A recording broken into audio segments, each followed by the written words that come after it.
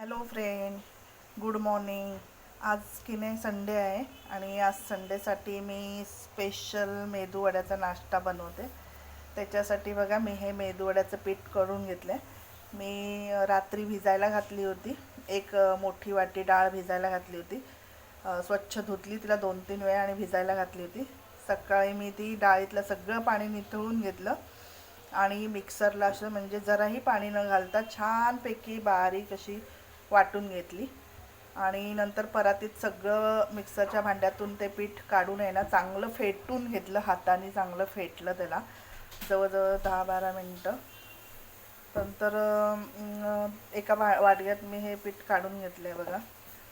आणि आता मी याचे मस्त गरमागरम मेदूवडे बनवणार आहे. आणि इकडे बघा मी कढईत मेदूवडे बनवायलाही घेतले. हे बघा कसे एकदम छानपैकी आपले टम असे मेदूवडे फुललेत. एकदम क्रिस्पी झालेले आहेत ते.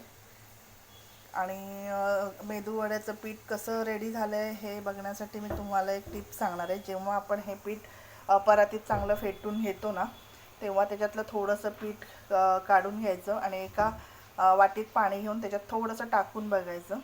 जर ते वरती तरंगलं पीठ की समजायचं की आपलं हे छानपैकी फेटून पीठ झालेलं आहे. म्हणजे त्याचे वडे आहेत ना खाली चिकटत नाहीत, व्यवस्थित तसे सॉफ्ट एकदम क्रिस्पी होतात.